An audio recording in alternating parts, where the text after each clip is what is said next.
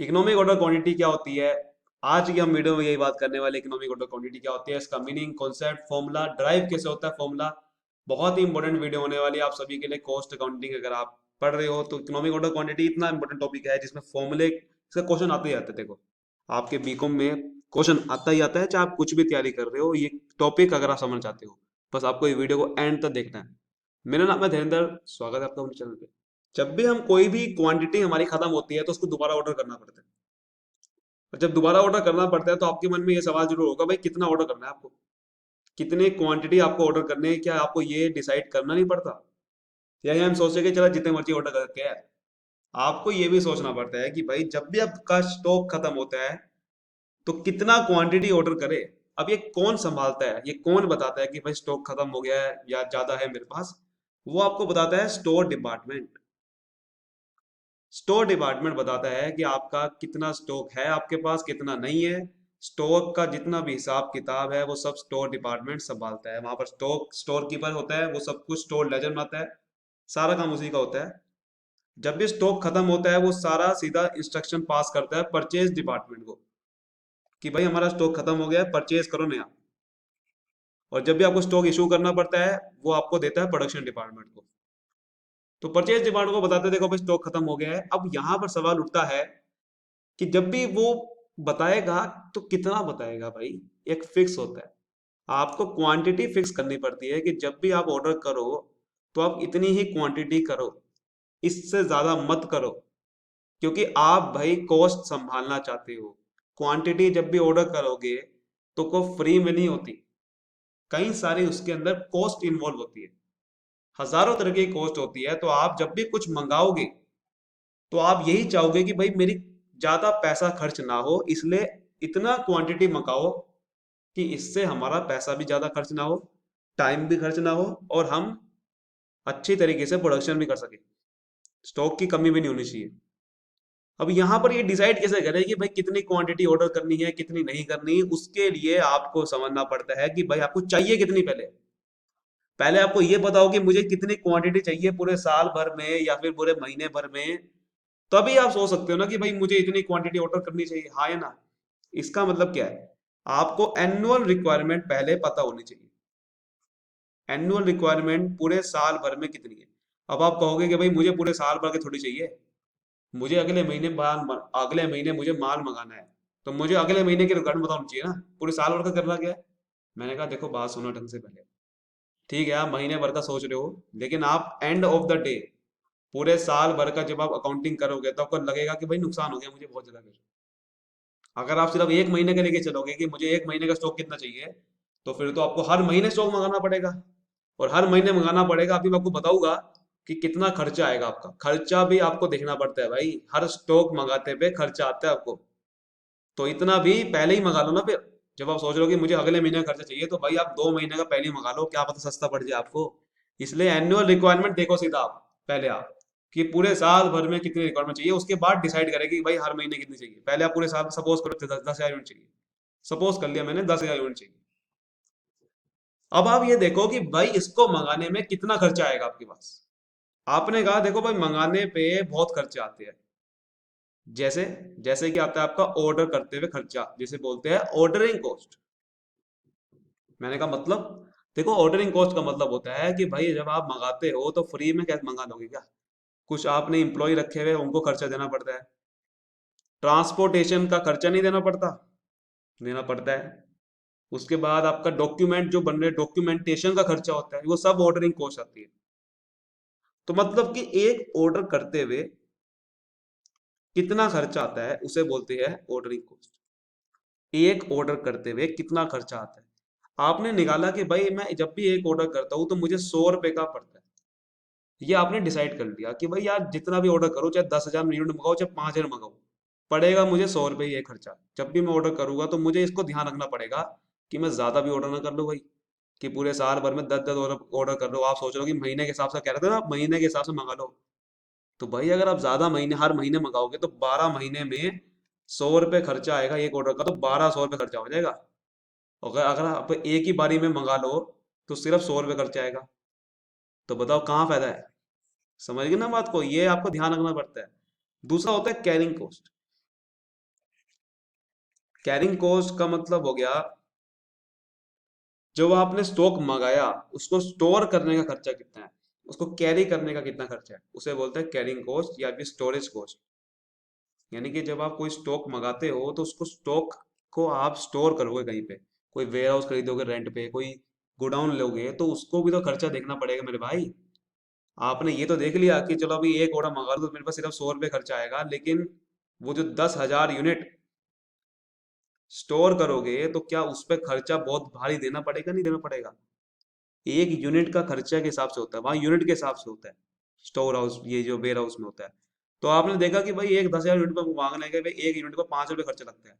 तो आपने ये तो देख लिया कि भाई मैं एक ऑर्डर करूँ तो सस्ता खर्चा आएगा, लेकिन आपने ये नहीं देखा कि भाई अगर मैं एक ऑर्डर करूंगा तो मुझे ज्यादा स्टॉक मंगाना पड़ेगा एक ही बारी में, तो 50,000 रुपये लग रहा है, ये आपने देखा ही नहीं।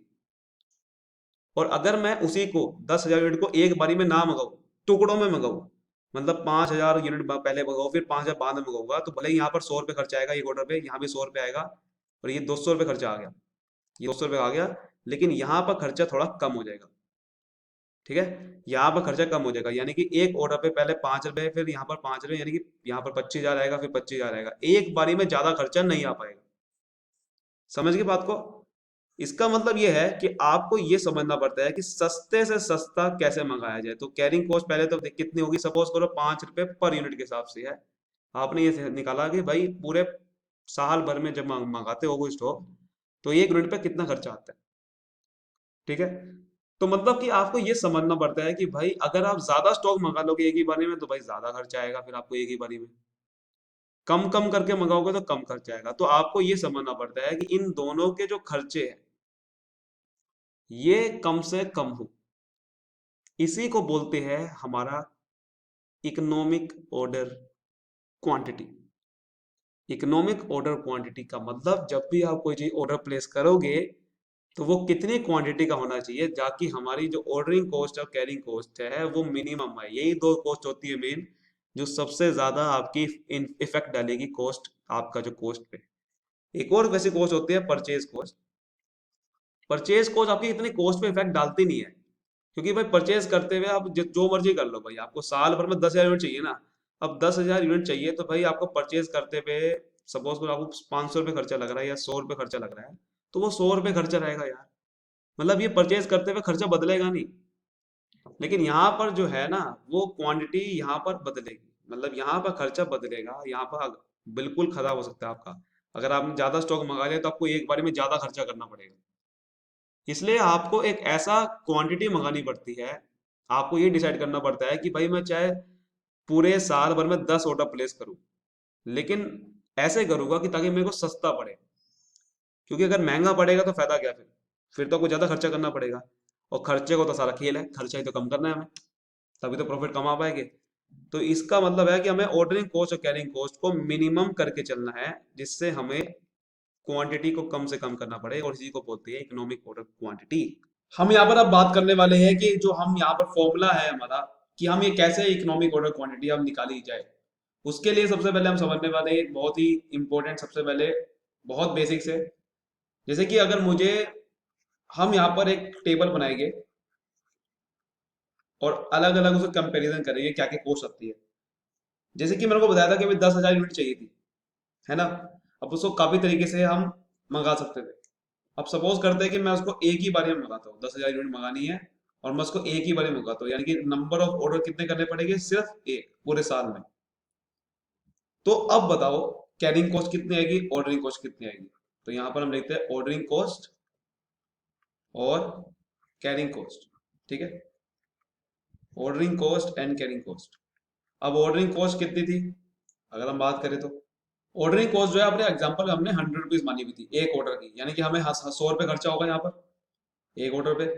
और कैनिंग कॉस्ट हमने 5 रुपये पर यूनिट बननी थी, यानी कि हमारा 50,000 रुपये खर्चा हो जाएगा, क्योंकि 10,000 मंगाएंगे तो एक यूनिट पे 5,000, सॉरी 5 रुपये, तो 10,000 यूनिट पे 50,000। ठीक है, तो ये हमारा पहला खर्चा होगा। लेकिन अगर मैं 10,000 की जगह थोड़े कम मंगाता हूँ, लेकिन अब मेरी बात ध्यान समझना, 50,000 यूनिट खर्चा नहीं होगा। कैसे नहीं होगा? क्योंकि देखो, हमें क्वांटिटी 10,000 जब मंगाएंगे तो वो पूरे साल का खर्चा है, ये कैरिंग कॉस्ट क्या है, पूरे साल का खर्चा होगा। 10,000 यूनिट मंगा रहे हैं तो क्या मैं 10,000 यूनिट ही पूरे साल इस्तेमाल करूँगा क्या? कम नहीं होगी यूनिट?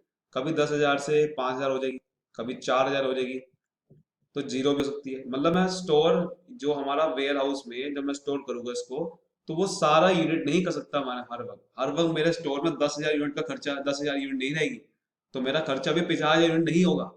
मतलब 10,000 यूनिट का पे खर्चा मेरा नहीं हो सकता, क्योंकि मेरा स्टॉक कम होता रहेगा। तो कम होता रहेगा तो भैया उसके हिसाब से खर्चा भी कम होता रहेगा।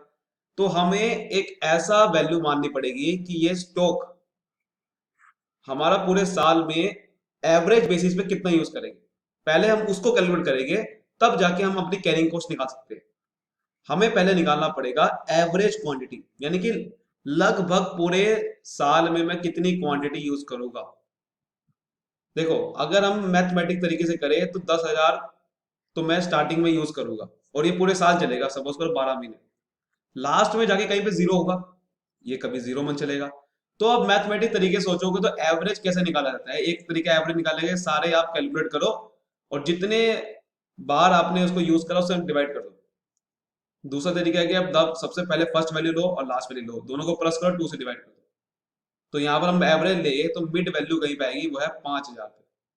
10,000 प्लस जीरो डिवाइडेड बाई 2, 5,000। मतलब कहने का मतलब यह है कि 5,000 क्वांटिटी ही यूज कर पाऊंगा मैं पूरे साल, क्योंकि 10,000 में नहीं मंगाऊंगा, लेकिन वो कम होते होते तो होते पूरे जीरो भी हो सकती है, इसीलिए मैं पूरे 10,000 थोड़ी यूज करूंगा।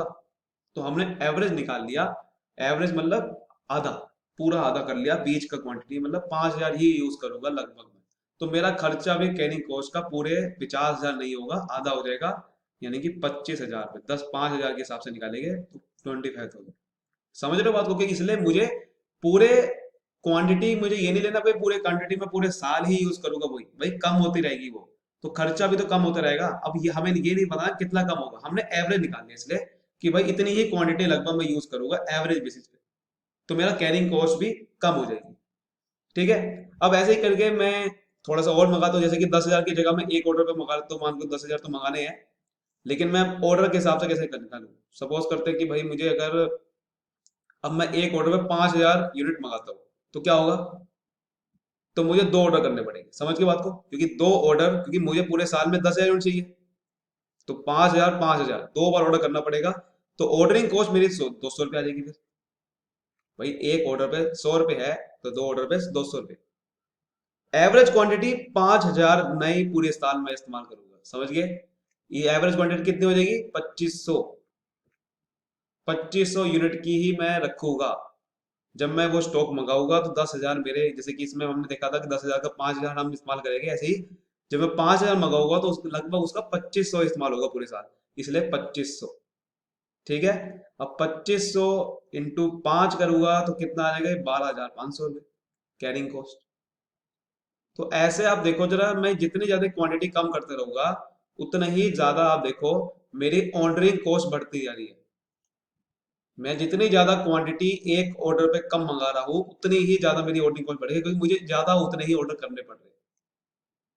इसी तरीके से जितनी कम मैं क्वांटिटी करता जा रहा हूँ, उतनी ही मेरी कम कैरिंग कॉस्ट हो रही है। लेकिन मतलब ऑर्डरिंग कॉस्ट तो बढ़ रही है, लेकिन कैरिंग कॉस्ट घट रही है। तो ऐसा कोई ना कोई पॉइंट आएगा जब ये बहुत ज्यादा बढ़ जाएगी और ये कम हो जाएगी।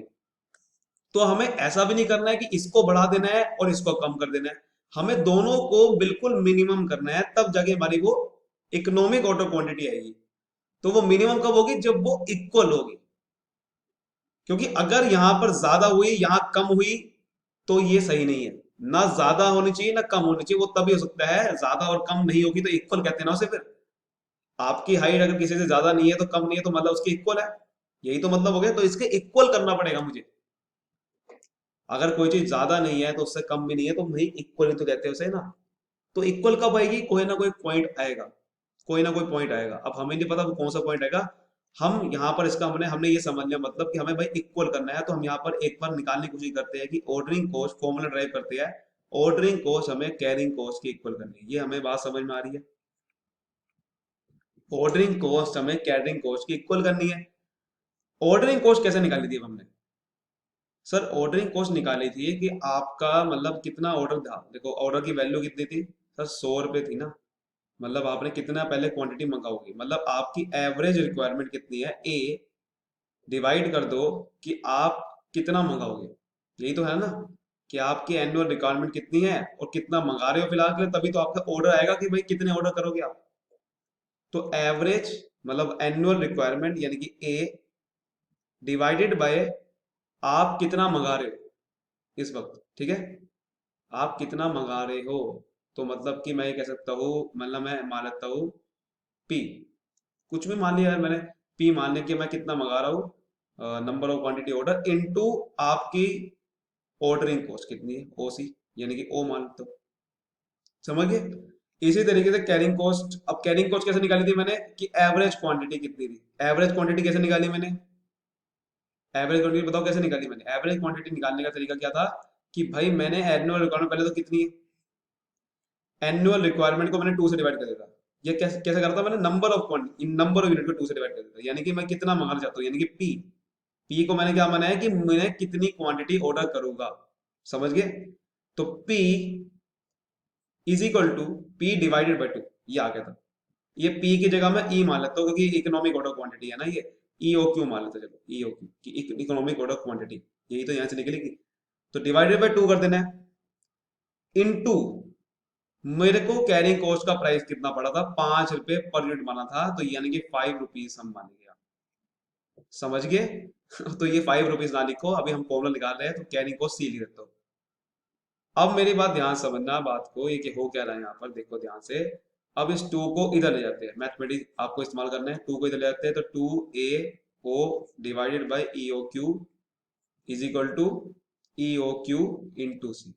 अब ये सी को इधर ले जाओ और ई ओ क्यू दोनों सेम है तो इधर ले जाओ, तो two A O divided by C हो जाएगा, और ई ओ क्यू, और ई ओ क्यू क्या हो जाएगा, ई ओ क्यू का स्क्वायर हो जाएगा।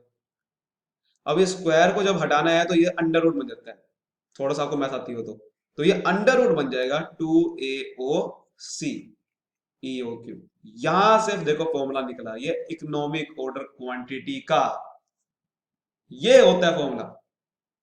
बस आपको क्या करना है, अब इस फॉर्मूले में पुट करना है, और आपकी वो क्वांटिटी आ जाएगी जहां पर ये दोनों ऑर्डरिंग कॉस्ट और कहने को इक्वल है। और ये आपको बुक में कहीं भी एक्सप्लेन नहीं करा होगा कि ऐसा फॉर्मूला निकाला जाता है, इसलिए ये कॉन्सेप्ट समझना बहुत जरूरी था। अब आपको समझ में आया कि कितना आसान है इकोनॉमिक ऑर्डर क्वांटिटी असल में होता क्या है। बस यही तो होता है कि ऑर्डरिंग कॉस्ट और कैरिंग कॉस्ट जहां पर इक्वल आ जाए, क्योंकि अगर ये ज्यादा होगी कम होगी फिर तो गड़बड़ है ना। बिल्कुल मिनिमम कॉस्ट है यहाँ पर, ऑर्डरिंग कॉस्ट और कैरिंग को इक्वल आ जाए। और अब आप इस फॉर्मूले को पुट करके देखो, हमारी इकोनॉमिक ऑर्डर क्वांटिटी कैसे निकालेगी। ए क्या था हमारा, एनुअल रिक्वायरमेंट हमने क्या मानी थी एग्जांपल में, 10,000 मानी थी, तो 10,000 को मैं मल्टीप्लाई करूंगा। ओ क्या है हमारी ऑर्डरिंग कॉस्ट, ऑर्डरिंग कॉस्ट हमने 100 रुपये मानी थी। अब यहाँ पर बुक में कहीं पे ओ की जगह कुछ और मानेगा, कुछ कोई भी मान लो यार, अल्फाबेट कुछ भी मान लो आप। तो ये 100 रुपीज डिवाइडेड बाय आपकी कैरिंग कॉस्ट कितनी है, और कैरिंग कॉस्ट कितनी आ जाएगी, 5 रुपीज मानी थी। अब इसको सोल्व करना है आपने, और थोड़ा कैलकुलेटर यूज करके सोल्व कर सकते हो, तो कोई दिक्कत नहीं है। यहाँ मैं 5 से अगर मैं काटू, 5 2 10, और इसको मैं मल्टीप्लाई करूंगा तो 20,000 इंटू टू, 4 लाख रुपए आ जाएगा यहाँ पर, 4 लाख ऐसे आ जाएगा लगभग, ठीक है। और 4 लाख मतलब हो गया हमारा 20,000 यूनिट, नहीं हाँ 20,000 यूनिट हो सकता है, 20,000 नहीं आपका 200 यूनिट आ सकता है, 2,000 भी आ सकता है। 2,000 यूनिट अगर मैं करूँ तो आपका आ जाएगा, बेसिकली ये आपका कुछ पॉइंट में भी आ सकता है यहाँ पर, ठीक है। तो इस तरह से आपके निकाले जाते हैं, उम्मीद करता हूँ आप समझ रहे होंगे क्या चक्कर है। तो ये हमारी आ जाएगी 632 पॉइंट कुछ यूनिट आ जाएगी, 632.4 यूनिट्स। और आप यहाँ पर चेक भी कर सकते हो कि भाई जब मैं इतनी क्वांटिटी मंगाऊंगा तो देखो ऑर्डरिंग कॉस्ट और कैरिंग कॉस्ट इक्वल आएगी, ठीक है। तो ये हमारा होता है बेसिकली किस तरह से निकाली जाती है। अब मैं आपको एक क्वेश्चन होगा जिससे आपको और क्लियर होगा कैसे करते हैं।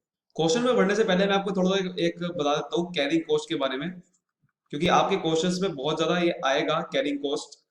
बेसिकली कैरिंग कॉस्ट में हमने बताया था, मैं आपको भी स्टोरेज कॉस्ट होती है, लेकिन वो एक स्टोरेज कॉस्ट तो होती ही होती है, लेकिन आपके क्वेश्चन में बहुत बार आपको स्टोरेज कॉस्ट के साथ में कैरिंग कॉस्ट कुछ और भी आएगी। स्टोरेज कॉस्ट के साथ साथ में मैं बताता हूँ आपको, एक कैरिंग कॉस्ट होती है आपकी अपॉर्चुनिटी कॉस्ट।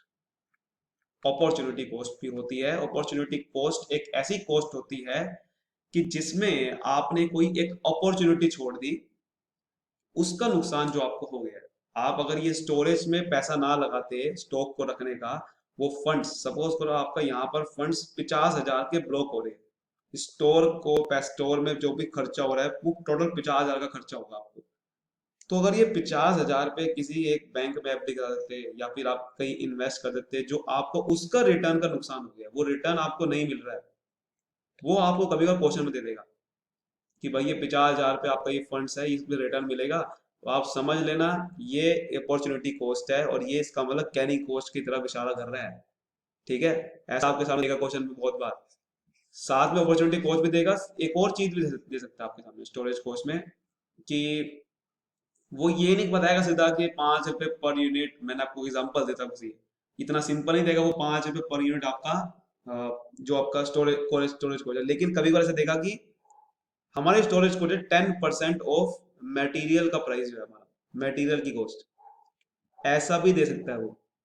अब इसका मतलब भी वही चीज है, मतलब वो आपसे कहना चाह रहा है, जो वेयर हाउस वाला है उसने कहा कि देखो हम आपसे चार्ज करेंगे जो भी आपका मटेरियल का कॉस्ट है ना, या वेयर हाउस को छोड़ो, आपने ये खुद कैलकुलेट करा कि जो भी मेरी मटेरियल की कॉस्ट है उसका 10% मेरा स्टोरेज में जा रहा है, ये आपने खुद से कैलकुलेट कर दिया कि अगर मटेरियल कॉस्ट 10 रुपए आपको 1 यूनिट की पड़ रही है, तो उसका 10% यानी कि 1 रुपया स्टोरेज में जाएगा। तो ऐसा भी आपको देगा, समझ गए, लेकिन आएगा पर यूनिट ही, ये आपको ध्यान रखना है। तो आपको ये ध्यान रखना है जब भी ऐसी कॉस्ट आ जाए, अब आप करते हैं क्वेश्चन को, एक जरा हम ग्राफिकल रिप्रेजेंटेशन में नजर डाल लेते हैं, जो कि आपके सामने जब आप बनाओगे, जब आप कोई थ्योरी क्वेश्चन आएगा तब भी आपको हेल्प मिलेगी। देखो ये नंबर ऑफ क्वांटिटी, और ये हमारे सामने कॉस्ट हमने लिखी है, एक्स एक्सिस पे हमारा क्या है number of quantity, Y axis पे क्या है कॉस्ट, यानी कि ये दर्शा रहा है कि जब भी आपकी कैरिंग कॉस्ट, आप देखो कैरिंग कॉस्ट कैसे बढ़ रही है, जितनी ज्यादा आप क्वांटिटी ऑर्डर करते जा रहे हो तो कैरिंग कॉस्ट का ग्राफ ऊपर जाता जा रहा है कॉस्ट के मामले में, क्योंकि आपको पता है जितनी ज्यादा क्वांटिटी मंगाओगे उतना ज्यादा स्टोर करना पड़ेगा, उतना ज्यादा स्टोर करना पड़ेगा, तो भाई कॉस्ट लगने वाली है। लेकिन मैं आपको अभी दिखाया था मैंने, जब भी हम क्वांटिटी कम मंगा रहे थे, देखो जितनी ज्यादा आप क्वांटिटी ज्यादा मंगाओगे उतना ही ज्यादा फिर आपको ऑर्डर भी प्लेस करना पड़ेगा भाई, है ना। जितना ज्यादा आप क्वांटिटी मंगाते जा रहे हो तो आपकी ऑर्डरिंग कॉस्ट कम हो जा रही है, ऐसा क्यों हो रहा है, ध्यान से समझो बात को। क्योंकि जितनी ज्यादा आप क्वांटिटी मंगाते जाओगे तो भैया आपको जो ऑर्डर है वो उतने ही ज्यादा फिर करने पड़ेंगे, उतने ही कम करने पड़ेंगे, सॉरी। जितने ज्यादा क्वांटिटी ज्यादा मंगाओगे एक ही बारी में, उतना ही ज्यादा आपको ऑर्डर करना पड़ेगा, मतलब उतना ही ज्यादा आपको एक ही ऑर्डर करना पड़ेगा सिर्फ, जैसे कि आपको 10,000 यूनिट मंगा ली एक ही बारी में, तो उतना ही कम ऑर्डर करना पड़ेगा ना, तो फिर ऑर्डरिंग कॉस्ट घटती जा रही है। तो इसलिए इसका ग्राफ ऐसे आया, उसका ग्राफ ऊपर जा रहा है, तो बीच में जहां पर ये लाइन कट रही है यहीं पे निकलती है इकोनॉमिक ऑर्डर क्वांटिटी, यहां पर सबसे कॉस्ट की मिनिमम है, इक्वल है। समझ गए बात को, चलिए अब करते हैं क्वेश्चन। तो अब यहाँ पर है, जैसे कि आप देख पा रहे हैं क्वेश्चन ये वाला, from the following particular calculate the economic order quantity. Economic order quantity जैसे कि आप देख रखे हैं, हमेशा आपको ये देगा एनुअल रिक्वायरमेंट कितनी है। अगर आपको एनुअल रिक्वायरमेंट नहीं देगा तो क्वार्टरली जरूर देगा, मंथली जरूर देगा, उसको आपको हमेशा कन्वर्ट करना है पहले एनुअल में, ठीक है, फिर आपको क्वेश्चन सोल्व करना है, हमेशा एनुअल से सोल्व करना है हमें। तो आपको सीधा फॉर्मूला लगाएंगे, हम हमने तो सीख लिया था, हमने फॉर्मूला कैसे निकालते हैं, हमें कोई दिक्कत ही नहीं है। तो हम क्या करेंगे, economic order quantity under root में 2AO/C। ए का मतलब एनुअल रिक्वायरमेंट, ओ का मतलब ऑर्डरिंग कॉस्ट, सी का मतलब कैरिंग कॉस्ट। तो यहाँ पर देखते हैं हमारी एनुअल रिक्वायरमेंट हमारी कितनी है, 1600 यूनिट की है, तो 1600 यूनिट यहाँ पुट करेंगे। ऑर्डरिंग कॉस्ट कितनी है हमारी, ऑर्डरिंग कॉस्ट हमारी देखो ये है 50 rupees, cost of placing and receiving one order, ठीक है। कॉस्ट ऑफ प्लेसिंग यानी कि जो प्लेस करते हैं, जो रिसीव होगा 50 रुपये हमारे लगते हैं उसमें, और कैरिंग कॉस्ट, अब देखो मैंने आपको बताया था ना, कैरिंग कॉस्ट कभी कभार आपको सीधे नहीं देगा, एनुअल कैरिंग कॉस्ट दे रखा है inventory value, for inventory value 10%, कि जो इन्वेंट्री की जो वैल्यू है उसका 10% है हमारी, इन्वेंट्री की वैल्यू कितनी है ये भी जरूर दे रखा होगा, 40 रुपए, एक यूनिट खरीदने में 40 रुपए लगते हैं, तो भाई इसका 40 रुपए का 10%, आप ये भी कर सकते हो, 40 को पहले मल्टीप्लाई करो 1600 से, फिर उसका 10% निकालो भाई, फिर आपको 1600 डिवाइड करना पड़ेगा, क्योंकि हमें तो कैरिंग कॉस्ट भी पर यूनिट चाहिए होती है। तो हम क्या करेंगे, ये पर यूनिट है ना, इसका सीधा 10% निकाल लेते हैं, 40 रुपए हमें एक इन्वेंटरी वैल्यू है, उसका 10% कितना होगा, 4 रुपए, ऐसे सोल्व करेंगे। तो उसको सीधा काटेंगे तो हमारा 4 से कटेगा 400, 800, 8 5 जा 40। ठीक है, तो हमारा आ जाएगा यहाँ पर लगभग, ठीक है, 4 4 से 16 हो गया, तो ये 400 × 2 800, 800 × 50, वो 8 5 जा 40, 40,000 रुपीज। तो मतलब कि आपका 200 आ जाएगा, 200 unit. 200 unit is your right answer. 200 unit का आपका अगर स्क्वायर करे तो 4,000 आता है। समझ गए? यहाँ पर हम एक और चीज समझते हैं, वो है time after which order is placed. मतलब कि ये तो हमने समझ लिया कि हमारा कि हम कैसे निकालते हैं इकोनॉमिक ऑर्डर क्वांटिटी। अब वो जो क्वांटिटी हम मंगाएंगे वो कब मंगाएंगे, कितनी बार मंगानी पड़ेगी, वो तो ठीक है, वो तो हम ऑर्डर हमें पता है, लेकिन हमें वो पता नहीं है ना। जैसे कि हमने इकोनॉमिक ऑर्डर क्वांटिटी हमने निकाल ली, हमें ये नहीं पता है कि कितने ऑर्डर करने पड़ेंगे साल में। वो कैसे निकलेगा? हमें पूरे साल में कितने ऑर्डर प्लेस करने पड़ेंगे, उसके लिए क्या करना पड़ेगा। जैसे कि अभी पिछले क्वेश्चन में 200 यूनिट था, है ना, 200 यूनिट इकोनॉमिक ऑर्डर क्वांटिटी निकली थी। जैसे कि मैंने आपको उससे भी पिछले एग्जांपल में जब हम इकोनॉमिक ऑर्डर क्वांटिटी डेरिवेशन सीख रहे थे, तो मैंने आपको बताया था कि कैसे हम निकाल रहे थे वो, कि number of order is very very important, कि हम कितने ऑर्डर प्लेस करेंगे, यानी कि 200 यूनिट को कितनी बार मंगाना पड़ेगा वो आपको निकालना पड़ेगा, है ना। 200 यूनिट को कितनी बार मंगाना पड़ेगा, उसके लिए क्या कर रहे थे हम, बिल्कुल एनुअल रिक्वायरमेंट को 200 यूनिट से डिवाइड कर दो, वही चीज करेंगे। बिल्कुल रिक्वायरमेंट जो हमारी जितनी थी उसको 200 यूनिट से डिवाइड कर दो, तो आपको मिल जाएगा कितने बार ऑर्डर करना पड़ेगा, है ना। तो एनुअल रिक्वायरमेंट जो इतनी थी, एनुअल रिक्वायरमेंट को आप क्या करो, ईओ क्यू से डिवाइड कर दो। आपके पास आ जाएगा, आपके पास आ जाएगा भाई कितने आएंगे, ठीक है। तो एनुअल रिक्वायरमेंट कितनी थी, सो एनुअल रिक्वायरमेंट थी हमारी 1600 यूनिट, और हमें 200 यूनिट को, एक 200 यूनिट का हमें एक ऑर्डर करना है। तो मतलब कितने ऑर्डर करने पड़ेंगे, देखो 8 ऑर्डर करने पड़ेंगे।